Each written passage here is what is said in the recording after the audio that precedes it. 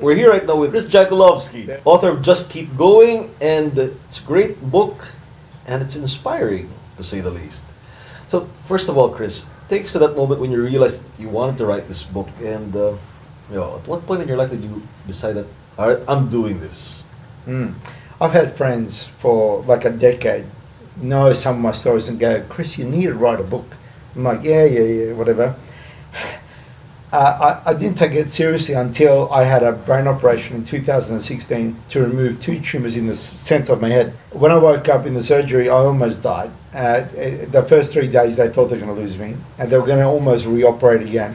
I woke up where half my body didn't work anymore. I said to myself after a few weeks, when I finally, got on with that decision to realise, okay, well, if surviving 10 minutes was such an ordeal, then when I get through this, if I get through this, then I must write the book.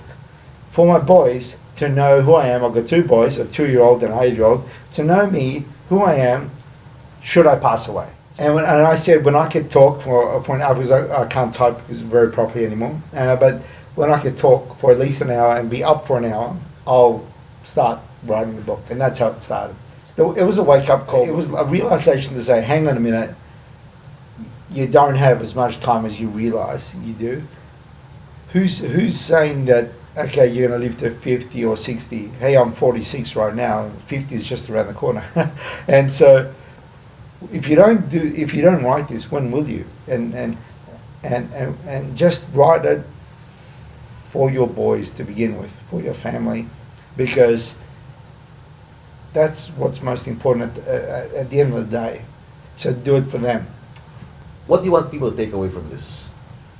I want them to witness what self-analyzing, becoming a self-made man, transforming one's own life, going for a lot of evolving in one's life looks like.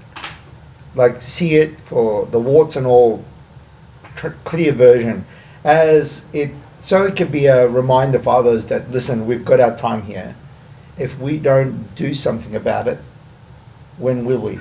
And if we don't truly honour and recognise that we really need to understand who we are, when will we do the self-analysis? That's so important. I think that's one of the most neglected parts of our lives, because we all get so busy being fathers and mothers and parents and workers and students and everything else. We neglect the fact that, hang on a minute, there's this inner person inside us which is aware of who we are. I mean, it's observing us. And when are we going to be authentically true to us? To recognize and appreciate us. I think what's important to us and what makes us happy can easily be neglected because we need to survive or get out of poverty or focus on a career. But what about us? What about the fact that there is us and this time period in this earth? What if there is a remarkableness in all of us? If we just stop judging ourselves in terms of our strengths and weaknesses, whatever, move those aside and just focus on truly what's important for us. It's amazing what we can discover. And then embrace it. The book is a representation. It's like a time capsule of a period of life. I'm still evolving. A lot of what I do in this work is it's tapping into the really it's a subconscious. I never started writing this book with an intention of what the title is or having answers or everything set. I mean, it's all evolved, and I've had to trust in the work. I'm being led just as much as I'm trying to discern this experience and evolving in this process. It's been an incredible work. So who I am becoming is also very interesting, because we all have a gut feel, we all have instinct, and if birds can travel halfway around the world and then turn back because there's a fire happening mid-flight, and no one told them, no one got a call from God to say, hey man, turn around, I mean, they all listen to their gut instinct. And the gut's here, really close to your heart space. And if your gut and your heart space is so close, if there's this alignment in you, the slightest feeling, the distinctions, you become much more heightened, sensitive to be aware, to appreciate, to recognize, and to honor, hang on a minute, something's occurring that's true for me, and I'm going to act accordingly.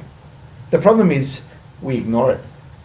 We downplay it, our gut instincts. We confuse ourselves. Our consciousness likes to confuse ourselves because this tells us the truth. Our gut, our feeling about something is beyond our part of the brain that can, beyond language. Like there's a part of the brain that there is no understanding of language, where emotion operates. You know, we all have adversities in our life. We all have weaknesses and challenges to overcome in becoming all that we can be. There isn't one path. There isn't one rule or one formula for us all. It's our path. And therefore I say, for those that want to embrace their path wholly, I welcome you to sign up and take part in the Just Keep Going journey. It's a piece of work that's going to evolve, and it is evolving as we speak. I didn't write this book, what's the best way to put it, through a conscious effort. It's been really a discovery, a self-discovery, subconscious effort.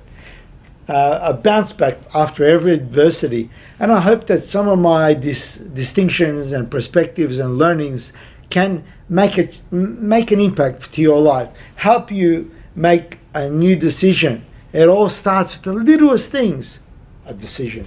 A new decision can change your life in an instant, just like that.